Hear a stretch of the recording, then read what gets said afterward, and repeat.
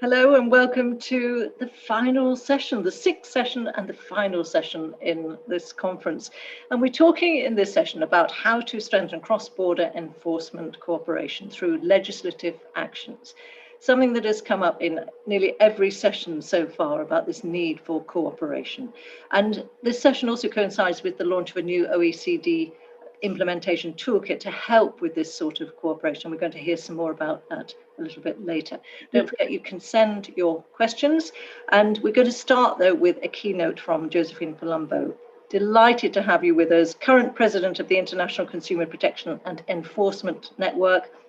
Josephine's also Deputy Commissioner of Competition in the Deceptive Marketing Practices branch of the Competition Bureau in Canada. So give us a sense, Josephine, from your perspective, the importance of enforcement cooperation. Well, thank you very much, Kathy, for that kind introduction and for the opportunity to address this session today on the subject of cross-border cooperation. As you noted, Canada has served in the last year in the role as president of the International Consumer Protection and Enforcement Network, better known as ICPEN. And I would like to acknowledge our colleagues from Portugal as they will be assuming the presidency role at the start of next month. I have taken a great deal of pride in serving the past year as ICPEN president, not just because of my personal esteem for the network, but also because I believe we have been able to achieve a great deal over the past year, which was unprecedented for all of us. The Canadian presidency approach to our term has been one driven by a forward-thinking vision rooted in Canadian values and principles with emphasis on inclusiveness, diversity, and transparency, all towards the goal of working together as an international unit to achieve the best possible outcomes for consumers from around the world. And I do believe this approach has led us to some notable achievements and advancements. One such success has been our joint action against Apple and Google, which was co-led by Netherlands, Norway, and the United Kingdom, and involved 27 ICPEN member nations working together to get both Apple and then Google to make security and privacy changes to the App Store and Google Play stores. As a result of this joint enforcement effort, consumers will be able to take the information about data use into consideration when choosing apps, which is of vital importance to consumers who now will have greater control over their privacy. In addition to this, a second initiative led again by the United Kingdom and Netherlands relates to our ICPEN work on green claims. This is a project which aims to ensure ICPEN members are equipped to address harms related to environmental claims and to provide traders, advertisers, and marketers with clear guidance on making environmental claims without engaging in misleading or deceptive conduct. As a global enforcement network, we want to ensure that a consumer's willingness to invest in green ethical products is not exploited, and that consumers who base their shopping choices on the sustainability of products are not misled. Also, under the Canadian presidency, an updated ICPEN strategic plan has been developed that, if adopted, I believe will position the network for even greater future success with regards to increased cooperation between both members and other international organizations, and a more inclusive network, one that encourages participation and expanding membership, and one that is transparent and communicates more broadly to reach our world consumers, which it ultimately serves. I believe under our presidency, we're leaving a lasting legacy. And though I am very proud of what we have been able to achieve, much work still remains to be done, and particularly with respect to promoting international cooperation across borders, whether at the state or the agency level. ICPEN alone cannot do this, which is why I think it's very important to recognize that ICPEN and the Committee on Consumer Policy play a crucial interrelated role promoting cooperation between countries and enforcement agencies. Since its inception in 1992, ICPEN has brought together consumer protection enforcers from 65 countries, encouraging cooperation amongst them in working to share information about cross-border commercial activities that affect consumers' interests and encourage international cooperation among law enforcement agencies. ICPEN's track record is exceptional when we speak of sharing best practices and sharing intelligence. And my hope is that we will see more in the area of concrete and coordinated enforcement actions in the future.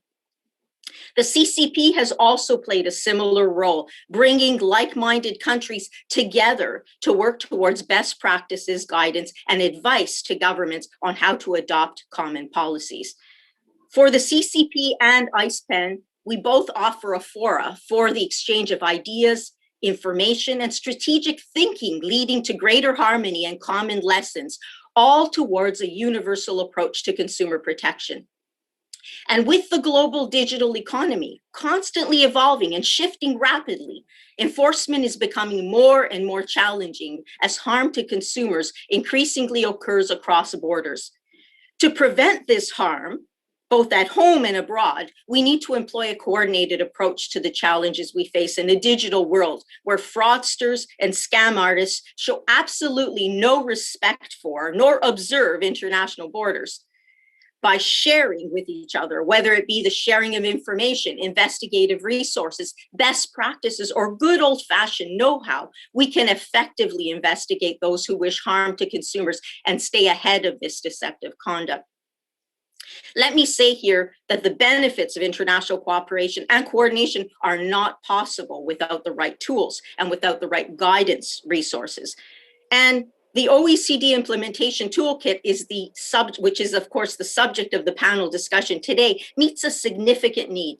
The need to provide member states, those that lack them, with the necessary resources, the necessary tools, and the necessary strategic roadmap required to engage in effective and efficient cross-border cooperation. It offers a range of means and choices members can push for, from the legislative to the non-legislative, from the formal to the informal cooperation methods, all with a mind to help fill domestic policy gaps. Not all nations are the same, we know this. And while countries do not have to adopt all of the measures in order to reap the benefits of international cooperation, it is my hope that member nations can draw from the recommendations contained in the toolkit, as well as the experience of others in adopting some of these thoughtful measures within their existing mandates and legislative frameworks. The COVID-19 pandemic has underscored that global challenges require global collaboration. Borders between nations are no longer a protection from misconduct, and by extension, digital enforcement efforts can become that much more challenging. And a coordinated, a whole of government policy approach to digital transformation is needed today, which again, will not be the same for all countries. The toolkit is for certain a great starting point, but we cannot stop there. Much work still needs to be done to address barriers to cooperation. And I believe global and regional fora like ICPEN and the CCP can continue the push for greater collaboration. The benefits of international collaboration are clear. The more we coordinate with each other, the better our abilities to detect and deter cross-border marketing malpractice. Allow me to conclude by noting that I, like the agency and country I represent, am a strong believer in cross-border collaboration and international cooperation. And Canada stands ready to do its part in order to advance continued global cooperation, and has not and will not shy away from helping others when and where we can. Thank you again, Kathy, for the opportunity to share my perspective with all of you today. Thank you very much indeed. And I think everyone will agree the enforcement is so much more challenging these days. You gave a couple of examples, but is there one really good example from a North American or a Canadian perspective of cross-border cooperation that you can give us? Yes, this is a great question. And there are a lot of many good examples that I could point to. And as ICPEN president, I can turn to some great initiatives, such as the eConsumer.gov, the network's secure public website that allows consumers to report on cross-border fraud complaints and allows over 40 participating network members and enforcement agencies to gather and share complaints and investigate information to spot trends and to work together at combating international fraud. As I've already stated, given the evolving nature of cross-border frauds, crimes cannot be sufficiently investigated and addressed without assistance from our partners in other jurisdictions. In the North American context, If I had to offer one great example, I would refer to the Competition Bureau's 4 regional cross-border partnerships set up to combat mass marketing fraud as a great example of enforcement cooperation. And the 4 partnerships include the Pacific Partnership Against Cross-Border Fraud based in Vancouver, the Alberta Partnership Against Cross-Border Fraud, the Toronto Strategic Partnership, and the Quebec Partnership. All of these partnerships include the Canadian Competition Bureau, the US Federal Trade Commission, the United States Postal Inspection Service, provincial consumer protection agencies, as well as local and provincial police services, and our Canadian Federal Police Service, the RCMP. These partnerships, I believe, are a great way for partners to share experiences, information, and lessons learned, and they are a great means to assist in investigative tasks such as surveillance, conducting interviews, and gathering evidence. So in sum, these partnerships provide an invaluable network of resources, including contacts at the local, provincial, national, cross-border level, as well as private sector connections, without which investigating these crimes would be very difficult and perhaps even impossible. Okay. And Sorry, yeah, yes. No, carry on.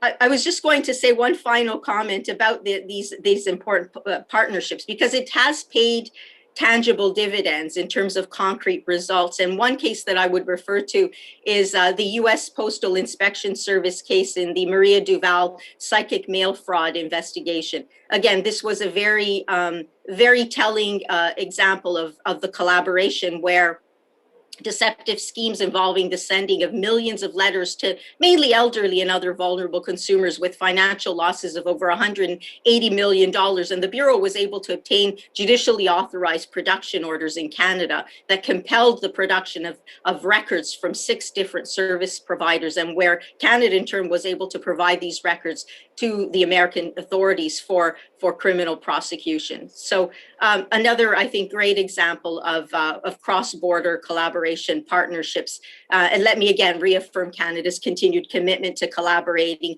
and our willingness to assist our international partners with their important future work. As I like to say, we truly are stronger when we work together, Kathy. Well, thank you so much indeed. We'd love to hear those sort of stories. Josephine, thank you so much. Great background as well. I think your flag is fantastic. Thank you so much for joining us. So let me move on now and introduce our panel. Professor Dr. Juliana Oliveira Domingues is the National Secretary for Consumer Protection at the Ministry of Justice and Public Security in Brazil. Hello to you. Ana Catarina Fonseca is Director-General of the Consumer Directorate-General of the Ministry of Economy and Digital Transition of Portugal. So we really are moving across the world here.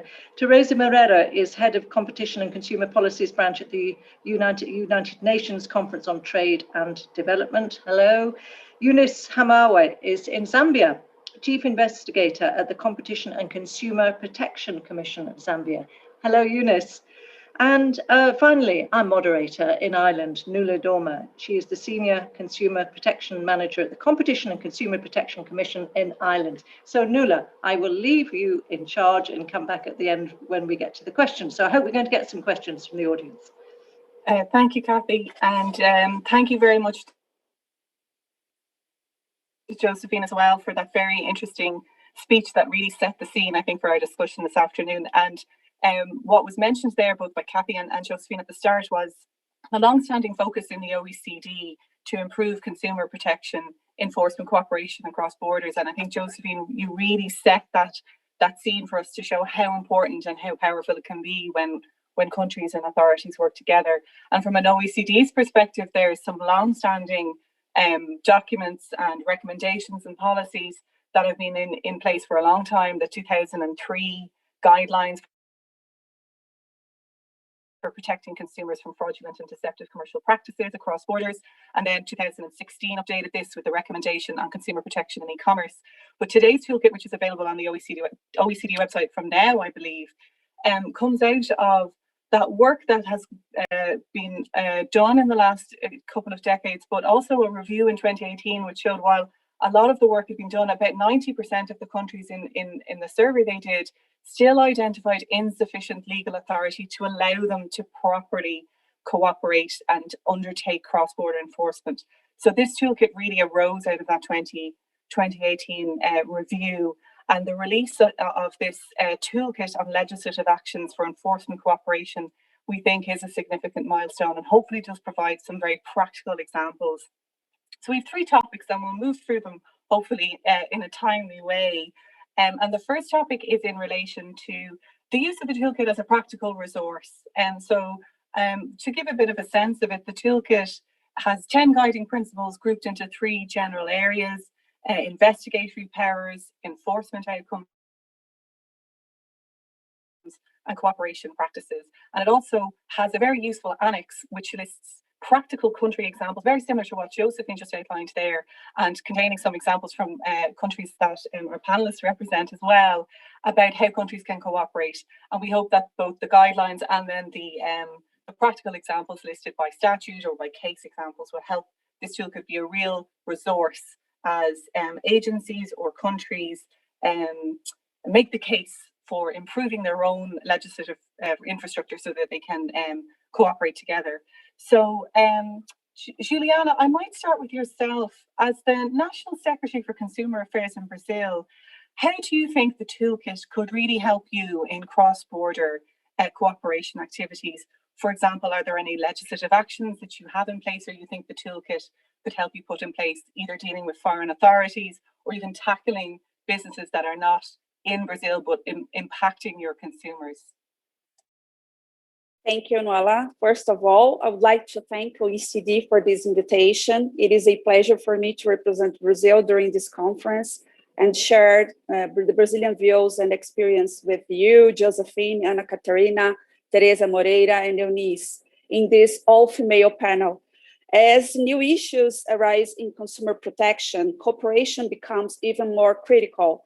Senacom is especially concerned with the impact of new technologies and digital practices that may harm consumers. Almost all investigations opened this year involved some aspect of digital markets, for example. Out of the 33 investigations launched this year, only 5 had no technological factor involved. In this sense, Senacom is particularly eager to cooperate with other authorities who have already gained experience and who are now starting to address these types of issues. Nonetheless, there are still some barriers faced in the matter of international cooperation. One of the main barriers is the lack of specific legal framework. Despite the importance of the National Consumer Defense Code, Brazil primary legislation regarding consumer protection, and its role in creating a more equitable and safer environment for consumers in Brazil, it is important to explain that our legislation has not been modified in the last 30 years, and therefore there is not up to date with issues such as the alliance with foreign authorities. In this regard, the absence of a legal framework that considers international practices means that Senacom's investigative actions solely assist foreign authorities or take action against foreign businesses that affect Brazilian consumers. Although the case law tried the judiciary branch has granted consumers some rights to tackle foreign companies in Brazil territory, the lack of legal framework creates what we call here legal uncertainty. Nonetheless, Senacom has started working on a legislative proposition specifying its role as an international representative for Brazil concern. Especially, we will present this to the presidential cabinet, and in this sense, the toolkit will remain a powerful ally to demonstrate the importance of gathering powers for Senacom in the international arena, especially as we consider the growth of e-commerce and digital interactions, which have a global inclination. Also, Brazil has recently become a member of the e-consumer platform. I think that it is a very important initiative that allows authorities to share and access consumer complaints data and other investigative information, such as those mentioned in the toolkit guiding Principle 8. And finally, and despite the limitations to incorporate the best practices at international level, Senacom added to all the OECD consumer-related legal instruments and recommendations in the spirit of updating the Brazilian national consumer defense system and raising it to international standards. I think I would just share this, and let's follow to the other questions. Thank you, Nuala. Thank you, Juliana. You touched on a lot of topics that really pick out elements of the toolkit. So strengthening domestic powers and engaging in a software through e-consumers. So really good practical examples. We might cross the Atlantic and talk to you, Anna Catarina. You have a couple of hats. So you're the Director-General of the Consumer Directorate-General of Portugal, but also importantly, you this year hold the presidency of the Ibero-American Forum of Consumer Protection Agencies, or FIAC. So I think you're really well placed to give the perspective of FIAC countries, for example, here. And in the toolkit, coincidentally, there's a couple of really good examples of cooperation with Mexico, Peru, Colombia. And I think for yourself, from your experience, what are some of the key actions or good practices that, for example, might be listed in a toolkit that you think that would be particularly useful for FIAC countries? Hello, thank you so much for inviting me. Hello, colleagues, I'm very happy to be here with you. So since I'm representing FIAG network, let me introduce this network. So the Ibero-American Forum of Governmental Agencies of Consumer Protection is an informal network of cooperation on consumer protection and gathers 22 countries from Latin America and Iberian Peninsula.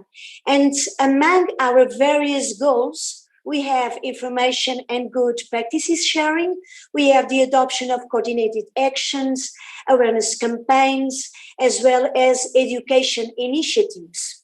Although we do not share a common legislative framework of consumer law, the FIAG networks has been governed by statutes since 2008 that were signed in Mexico. And these statutes give us an excellent basis to develop actions and practices that are also inscribed in this toolkit of the OECD, namely the practices mentioned in Guiding Principles 7, 8, and 10.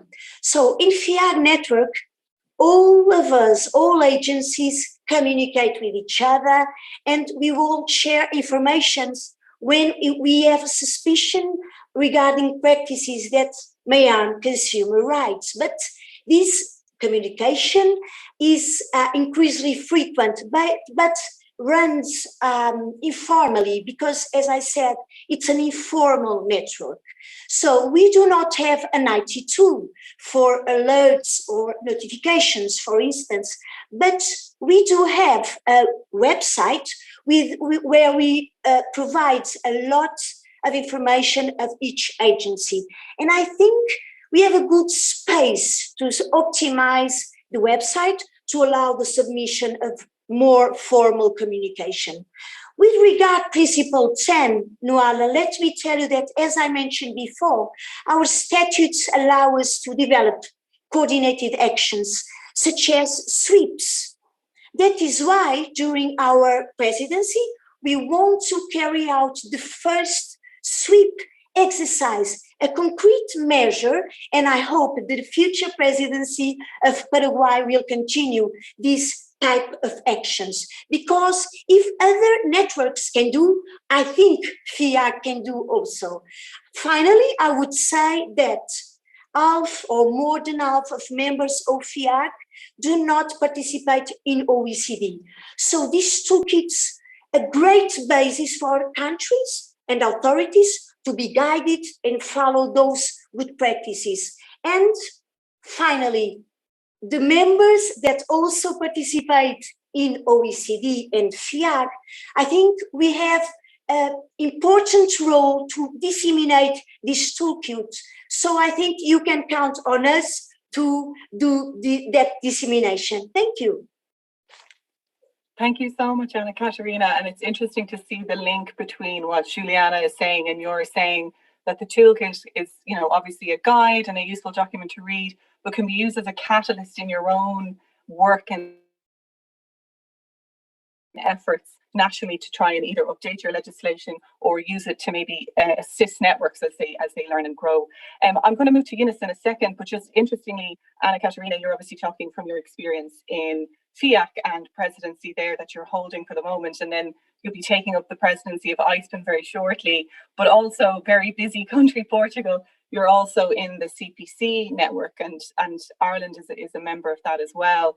And Catarina, you mentioned some tools that we're very lucky and we know we're very privileged in the EU to have in relation to coordination enforcement. So we work very cleanly and clearly under our CPC regulation, the Consumer Protection Cooperation Regulation, and we have our network. So similar to FIAC with your 22 countries, we have our EU and EEA members in the network. And it was interesting that you mentioned the coordinated actions, for example, the sweep, and the hope that you might be able to coordinate on your investigations. And for our audience members, I guess it might be interesting to know that many of the coordinated actions that the CPC network take, are made public after the event. And a recent one was the coordinated action and investigation that happened in relation to the online accommodation platforms, Booking.com and Expedia.com.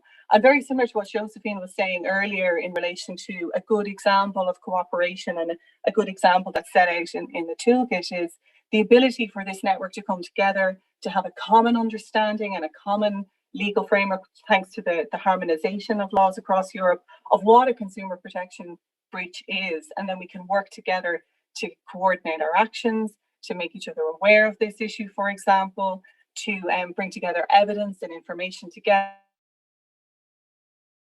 And then that allowed the network to approach these platforms as a block. And the weight of that ability, the weight of that evidence and information, and the weight of the collective voice really brought them to the table. And we managed, if you recall, to get our commitments published in December from both of those traders to really make updates, not just for one country or one jurisdiction, but for the whole of Europe. And it's that kind of ability to cooperate that we're hoping that this toolkit can maybe help other countries. And I think that brings me nicely to you, Eunice. As documented in the toolkit annex, the Zambia Competition and Consumer Protection Commission has been involved in several cooperative activities in the African region, in particular through the African Consumer Protection Dialogue. And from your perspective as a chief investigator, how do you see the toolkit helping you or countries in your African region to better cooperate? Do you see any useful tools that you might be able to implement, or what action do you think you might need to help you get there?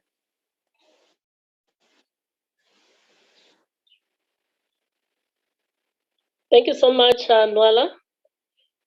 I'll look at the question quickly in three parts, the way you've asked it. How can you see the toolkit helping you or countries in the African region to better cooperate? In today's fast-paced world, we need beneficial partnerships to encourage creativity, leverage experience, and maximize resources that can help to resolve issues as quickly as possible. Increasingly, many consumer protection problems have a cross-border component. Companies and supply chains are international, while consumer protection laws and enforcement agencies are primarily national. Addressing consumer protection challenges at the international level requires regional and global collaboration to set and enforce consumer protection rules. Therefore, this toolkit is the purpose that it is coming to play. The toolkit is setting a foundation for cooperation among agencies by highlighting fundamental procedures and rules that have to be in place for cooperation to work. Then I'll quickly answer the aspect where you're asking what useful tools do you see in the toolkit that you would have or may need to implement. Under the African Consumer Protection Dialogue, Zambia is party to the Livingstone Principles on effective and enhanced cross-border collaboration between and among the participating consumer protection and competition agencies. Realizing the benefits of cross-border cooperation, the Commission has endeavored to engage with other agencies on both a formal and informal basis. For example, the Commission has previously requested for investigative assistance from the National Consumer Commission in South Africa on a case that had a principal company based in South Africa. Similarly, investigative assistance was sought from the Tanzanian Federal Trade Commission via the COMESA Competition Commission, involving a case against FastJet, a Tanzanian airline that operated in Zambia, which eventually closed down. Therefore, this toolkit provides an extension to what Zambia has been a party to under African dialogue with regards to cooperation. For instance, the toolkit under Principle 1 requires provision of authorizations to cooperate through domestic enabling legislation, or when desired or required through international cooperation agreements. An enabling legislation framework on cooperation among agencies with a legislative framework in place, challenges on cooperation with regards to jurisdiction, confidentiality, incompatibility of legal regimes, and privacy issues would be addressed. The enabling legislative framework would also provide agencies with sufficient investigatory powers to enforce the law when businesses under investigation or subject to enforcement proceedings for unlawful practices harming domestic consumers are located overseas. For instance, in Zambia, with the coming in of the pandemic, we have noted multinational companies closing and leaving consumers with no recourse. A case in point is Carnival Finishers, originally from South Africa, which closed operations in Zambia and left with money consumers had paid for products under hire purchase agreements without supplying them the product. Several other companies, such as Hi-Fi Corp, again from South Africa, has also engaged in such a conduct. Then the last bit of your question, you're asking what is the importance of actions to ensure adequate domestic investigatory powers with regards to the guiding principle 1 and 6. With regards to adequate domestic investigatory powers, what is key, as highlighted in the toolkit, is the need to mitigate cross-border enforcement cooperation between governmental consumer protection authorities and the effect of domestic laws that preclude businesses or persons based in their jurisdiction from complying voluntarily with an information request from a consumer protection enforcement agency in a different jurisdiction. Furthermore, mitigating laws that prohibit or preclude the foreign enforcement authority from providing assistance to the consumer protection authority seeking such information is important for the success of cooperation. What therefore is fundamental is for countries at domestic level to be committed to creating enabling legislation frameworks for cooperation if we are to achieve effective cross-border cooperation. Thank you, Nuala. No problem, Eunice. I do have another question at this stage for Teresa, and I'm aware, Teresa, we haven't heard from you yet, but unfortunately, we're very pressed for time. So what I might do is I might move on to our second topic. And when I come back to you, Teresa, I might sort of ask you to come in again on some of the elements that we might have missed here. So just again, mindful of time, I'll move on to our second topic, which is touching on a lot of the things that our panelists have already mentioned, which is the challenges and the barriers to cross-border enforcement. Beyond a lack of the domestic legal powers, and Eunice, you there set that out really clearly, why the toolkit could really help if we want to improve our domestic legislation. The study in 2018 that the OECD committee conducted identified a number of other barriers to enforcement cooperation. And these are the ones that I think everybody would understand very quickly. These are lack of adequate resources and language barriers. And can we think of possible ways to address these resourcing issues and these language barriers when dealing with cross-border enforcement? And Eunice, sorry, I might just ask you to respond first on those barriers, and then I might bring in Juliana after that.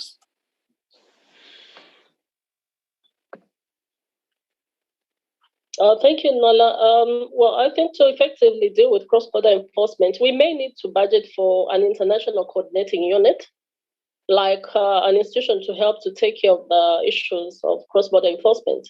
However, resources such as funds and language barrier may need to be looked into. And I think that there's no need really to reinvent the wheel.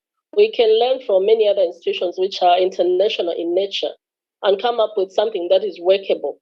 It can take a while, but I think it's worth trying, and members may need to budget towards this institution. Thank you. Thank you so much, Eunice. Juliana, do you have any insights maybe from your perspective of how we could address those barriers? Yes, I think that I have mentioned that consumer legal framework in Brazil was enacted 30 years ago, before the opening of the Brazilian economy. And it means that international issues were not part of the concerns. However, we see that consumers are becoming much more international in the digital economy. And therefore, implementing best international practices is an opportunity to address consumer needs. Although a different branch of the law, the Brazilian experience tackling hardcore cartels, for example, based on OECD recommendations, shows the benefits of implementing the best practices at the international level, for example. However, the lack of resources poses a significant challenge for international cooperation. At the same time, we still have language barriers and challenges with budgets, as cooperation requires a staff versed in foreign language, as English, and translation services, which can be, very impracticable in more restrictive budgets. And we are facing a pandemic now. Both of these issues tend to be challenging to solve in the short term, and they depend on complex strategical political decisions. However, actions can be taken to lessen these barriers and boost cooperation, even in the absence of a significant change in the system. And we are doing it in Brazil, for instance, by finding common ground and convergent interests with foreign authorities, developing strategies together that may avoid double costs and making more efficient the use of the resources. For instance, in Brazil, we recently transferred the technology of our platform, consumidor.gov.br, to Argentina and Uruguay, for example. And consumidor.gov.br is a government-sponsored online dispute resolution platform, and it has 80% of success in solving consumers' requests. Senacom developed this platform, attended more than 1 million consumers only last year, and therefore, I think that this cooperation, for example, with Argentina and Uruguay, they can build similar systems in their languages. Spanish, it's not Portuguese, but it reduces unnecessary costs. It's just one example that shows that cooperation, it is an incredible tool. And for Latin America countries, we still have the problems with the languages. Thank you. Thank you so much, Juliana and Eunice. I mean, those are really good practical examples of how those barriers can be overcome, and absolutely acknowledging that not all of it is in our control. We just have to be agile where we can. So moving then to the panelists who are kind of with the hats of their representative networks on today. So we obviously have a number of regional and international fora that are seeking to improve enforcement cooperation. Are there ways for these international networks to cooperate and collaborate more, particularly on enforcement cooperation, using their strengths? And Juliana touched on it a little there, and that Josephine also mentioned. Anna, would you like to address that first, and then I'll move to Teresa? Okay. Very briefly, thank you, Nuala, and follow what Juliana told us. So cooperation is a key instrument for consumer policy, and it is a priority for all of us as enforcement authorities. So I think we all agree that cooperation networks are more alike today than never before. And we do not have 1, 2, or 3 networks, but we have many networks. And each network has its own activities, tools. So this variety of networks poses challenges to their members, because members such as Portugal, Brazil, Paraguay, and all colleagues that are with us today participate in many networks. So how can we meet the objectives in each network? How can optimize financial, human, and material resources among networks? I think, in my perspective, we need to better communicate. We need a better communication between networks. We should be able to better coordinate and align the work of all networks. Of course, the language is one barrier, and I would ask to OECD if this toolkit could be in another language, for instance, in Spanish, because it's really important. And I would end my intervention by saying, Nuala, that I think it is important, and I think it would be good and possible if we could create some kind of global network where each representative of the respective network would share concerns in order to find topics and priorities to work. So, in fact, I think we are moving in that direction. So I think it's good. Thank you. Thank you, Catarina. And with sincere apologies to Teresa, I think that is a really nice segue into yourself when we're talking about a global network and what the global network can do. I mean, Teresa, I missed you in the first topic, but feel free to blend your answer here. What do you think the international networks can do here to help address these barriers?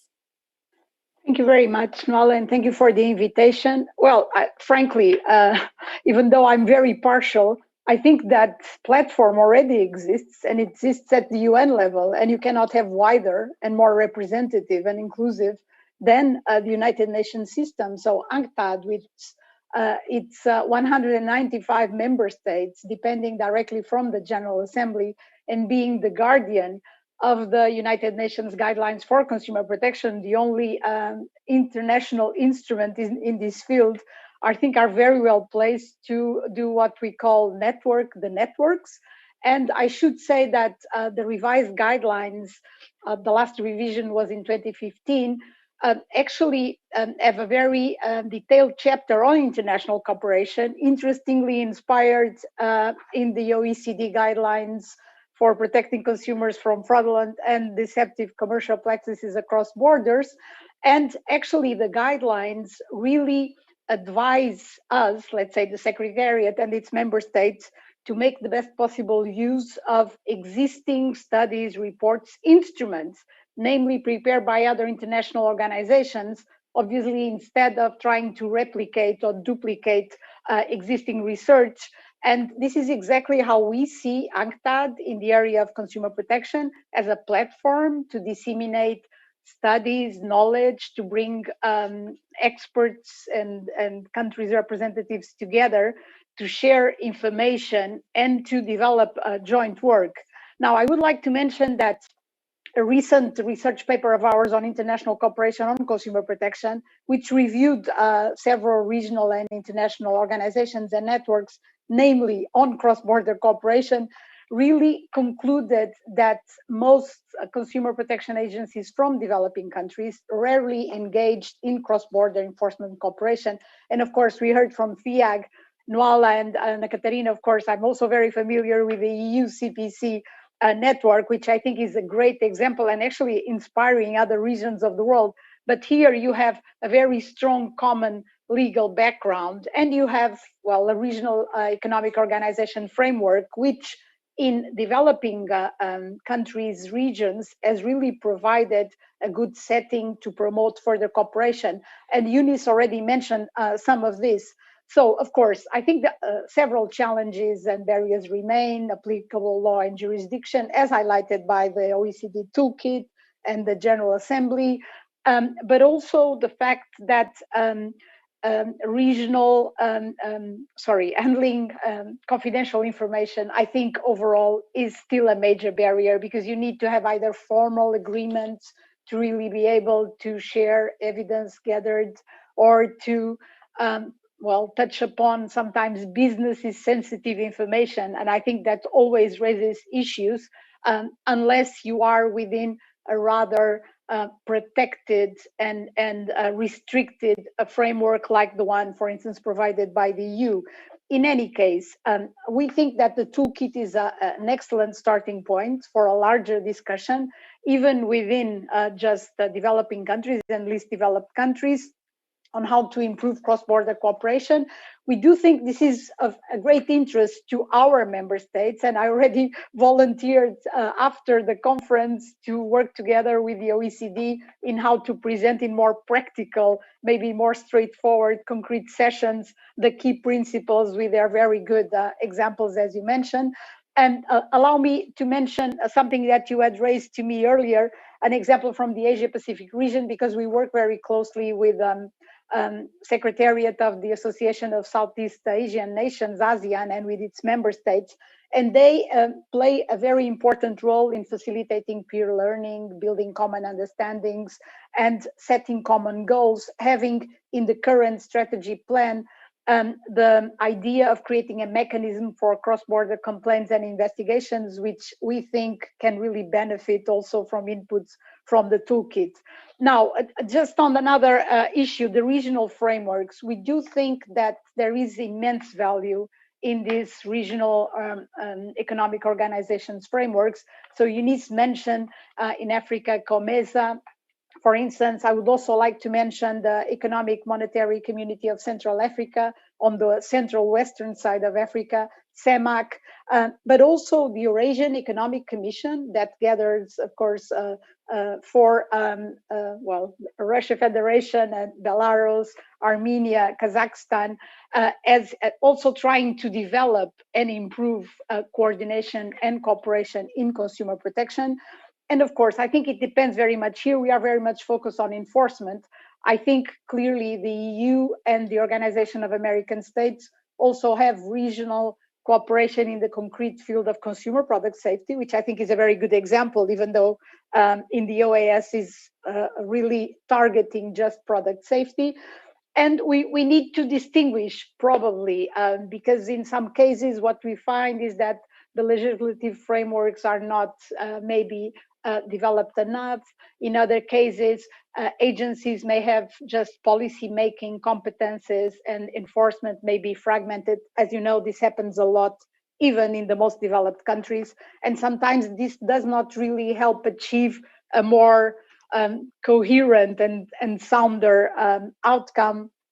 And of course, UNCTAD, like ICPEN, also do a lot of work in technical cooperation, that is to say, assisting agencies and strengthening their capacities to better learn with each other how to improve enforcement.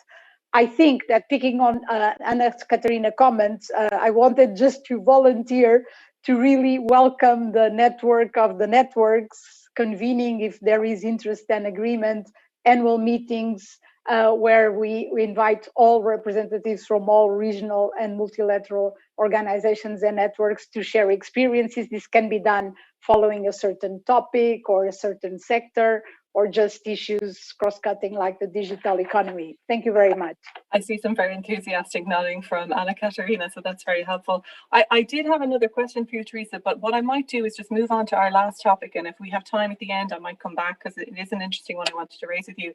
But I will move on to the final topic now, which is future challenges. And we've heard throughout this whole conference about all the challenges that are facing consumer protection agencies.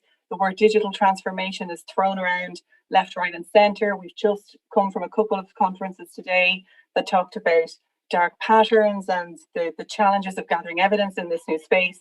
But seeing as we're talking about cross-border enforcement here, for our panelists, what do you think are the main future challenges that you think agencies will need to deal with as a result of this digital transformation? Scams was mentioned earlier on in a couple of contexts, for example, especially the scams during COVID-19. And then conversely, as well as those future challenges, what do you think are the opportunities that the digital transformation can offer us? Juliana, I might go to you first, and then I'll move through the panel. Okay. So I think that digital interactions and e-commerce have been quickly increasing the last few years. And also the pandemic stimulated digital transformation even more. So consumers started to rely on digital markets due to the social distancing measures and safety concerns.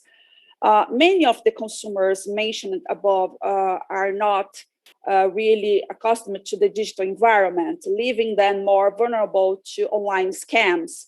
For example, Senacom has seen several online frauds related to unauthorized online sales of vaccines against coronavirus. And our National Secretariat started an investigation, and the federal police with the primary aim to swept around 2,000 suspicious websites. And the results showed that several of them were aimed to mislead customers to have some profit, and mostly stealing their data for future scams. A considerable amount of these websites, they were not registered here in Brazil, domain, and few had messages written in English, suggesting an international scope. So in this sense, we see that scams quickly adapted online to reflect consumers' worries and broaden the scope to deceive consumers based on their vulnerability. Meanwhile, technology is an essential asset for consumers and authorities. It can have a particular part in further strengthening cooperation, especially as it can make it easier for authorities to share data and evidence. And for the second question, I think that in Brazil, we see the importance of keeping up to date with data gathering systems, which are essential for design evidence-based public policies and a necessary tool in international cooperation. In this sense, here we recently launched a new system called Pro-Consumidor to gather data on consumer complaints through Brazil. Brazil is very huge. So we are connecting the authorities, the local authorities, and having this data for a more efficient way. And Pro-Consumidor will replace the system that we have now, and the pilot phase adapt to online capacitation was a very good success. And I think that it is a very important instrument to show as an example. Furthermore, Senacom is in the initial phase of negotiations to develop AI tool capable for automating some procedures concerning recall.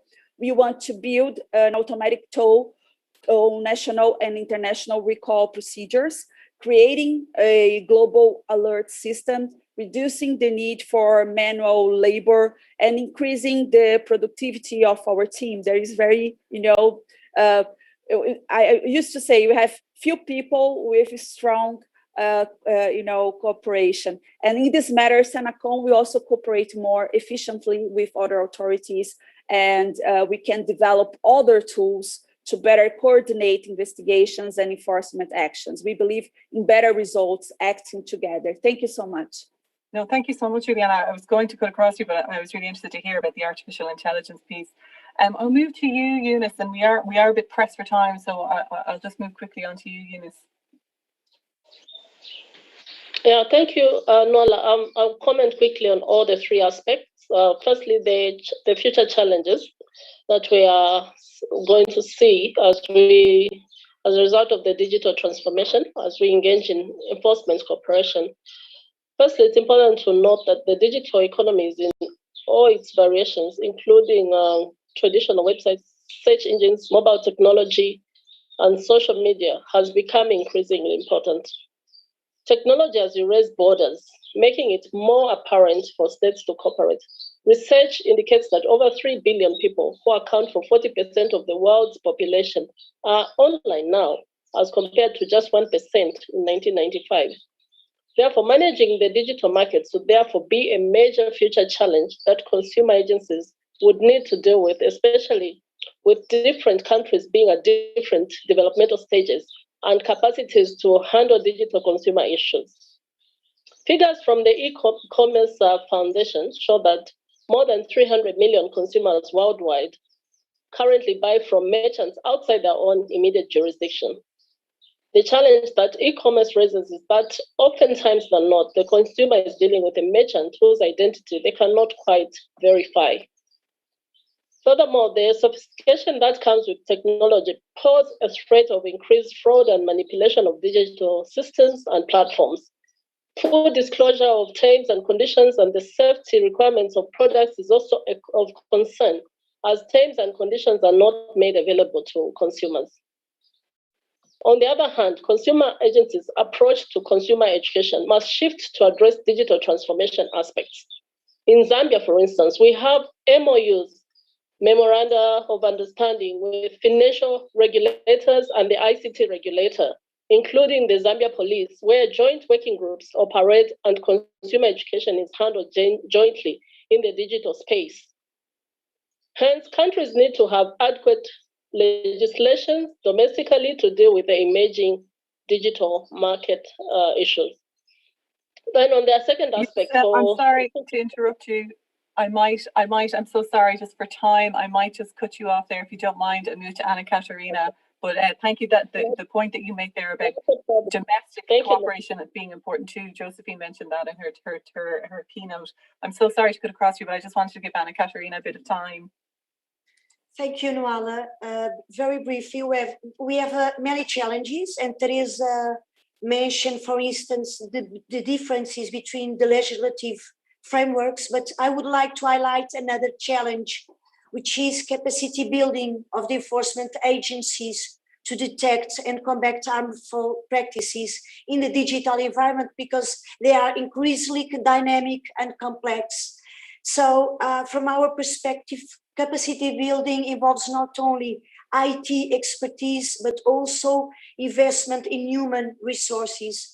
And bearing in mind that we are talking about cross-border infringements that also imply cross-border enforcement cooperation, which should try to develop, I don't know if it is possible, but I think we are moving in that direction, develop common strategies and capacity building tools to minimize the differences between agencies' skills. And we should work together to bring new technologies such as artificial intelligence and put those IT tools at the consumer service. And just to say that in Portugal, we developed a digital platform, the electronic complaints book, where consumers may submit complaints, the economic operators can follow their practices, and enforcers that are all connected to the platforms can monitor the practices and develop enforcement activities. Thank you, Nuala. Thank you so much, Anna Catarina. And I think that is a common thing that's coming out today from all our panelists, is the importance of the framework in a statutory format, but also these softer tools that we can all use and perhaps share and leverage from while we're all constrained by budgets and potentially with language barriers. We have very little time left, but I just wanted to throw a couple of questions at the panel. The first one I have here is in relation to two questions. In the opinion of the panelists, an international treaty or convention on consumer protection can help in achieving better cross-border cooperation and enforcement of consumer rights. Is that correct? And the second question is how to avoid double standards we see sometimes from businesses that have different policies in different countries. Some of that topics, I think, Eunice, you were touching on that when you were answering before, so I'll open it to the whole panel, but Eunice.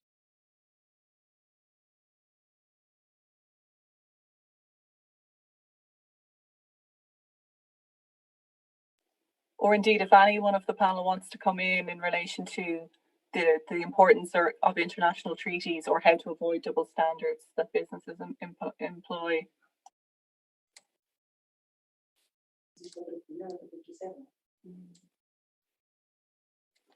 Nuala, may I come in?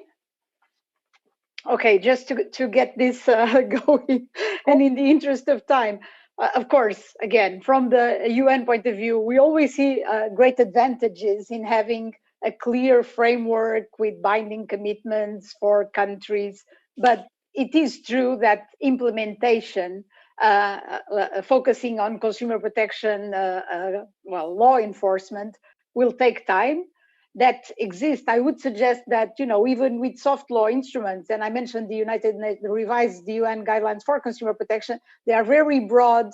They touch upon institutional, legal, sector-specific, team-specific issues, really boost international cooperation. And yet we have the differences and the nuances that we have. We have the resource constraints that we have, that we heard from all panelists. So even though I have a legal background, I would not put, let's say, all my money, if I may say so, in a new international convention. I do think that we need to continue to make probably better use of the regional dimension, so bringing together regional economic organizations, and because this will reduce the number of key players, and then several regional organizations have more developed and more experienced member states, and smaller and less experienced, and at the regional level this can be balanced in a way, and of course to really fight against rogue traders in the digital era. I do think it is extremely important to have leverage, to dialogue, to impose remedies, to negotiate conditions or settlements with these big global digital players. And for that, at regional level, I would believe that there is much more strength, resources, and capacity. So this would be my contribution. Thanks. Thank you, Teresa. And I see Anna Catarina, you want to just come in on that as well. Yeah, thank you, Nuala. Just to agree with Teresa, 100%. I think we have to bet in better cooperation, straightened connections, and work together.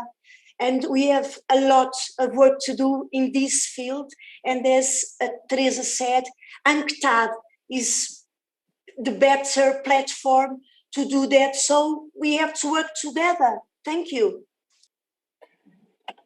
Absolutely right. Before I move on, I have time, I think, for just maybe one more question, but Juliana or Eunice, if you wanted to come in at this stage, feel free to jump in. If you shake your head, I'll move on to maybe another quick question. I might move on. There's an interesting one here about the silo nature of networks and encouraging partnership between government, consumer and business initiatives. How about a centralized place where published reports could be sent?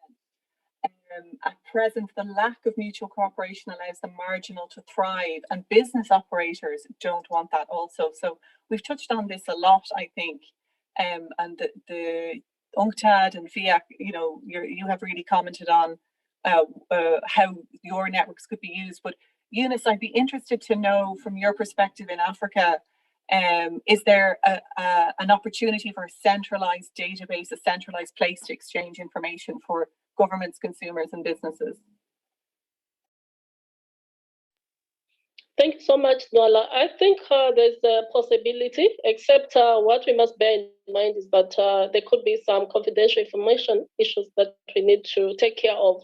So I think it is possible for something that is not confidential, because I can give you an example that we were able to share information with the Nigerian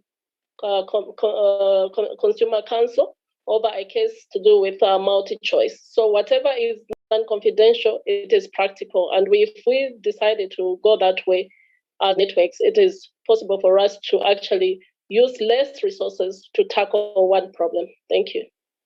Absolutely right. And I think that feeds nicely into what Teresa was saying, is we have our international conventions and agreements. And of course, the toolkit doesn't seek to replace those, but try and find these practical ways of sharing information without breaching all these absolutely needed requirements for confidentiality and data protection. I think that brings me to my time, Kathy. So I just wanted to say thank you so much to all our panelists. Sorry for rushing you when I did, but thank you so much for all the work and detail in really putting life to this toolkit, because sometimes documents don't really make sense until someone starts to discuss them. I really think this helped us this afternoon. I'll put it back over to you, Kathy. Thank you so much, everyone. Thank you very much indeed, Nuala, and thank you very much for your moderation and to all the panelists. Josh, let's have a look at your illustration as we just do a very quick sum up of the session. I mean, it was very clear that the toolkit has been hugely welcomed by everybody. I mean, everybody can see that it's a great starting point. It's going to be a very important guide and also a catalyst potentially to legislation. And we got the example from Brazil where the legislative framework has not been updated in 30 years. So it's so important in that instance. And we heard about the barriers to cross-border enforcement, language, of course, primarily, and resourcing, suggestion that the toolkit should be in Spanish potentially. And also the sense that agencies really need to cooperate with each other. There are so many networks out there, we heard, and so there needs to be better communication, and communication is, you know, at the heart of so much. And there needs to be capacity building for the enforcement agencies, both in terms of IT and also in sort of in human, because at the moment we're seeing, you know, the scams building up, and so much more work needs to be done. So, I mean, some great ideas, and the toolkit is really considered to be, I think, something that's going to be this really important catalyst. So thank you very much indeed, Josh, for your wonderful illustration. We're going to see all of your illustrations all together in our final session, which we're going to move into now.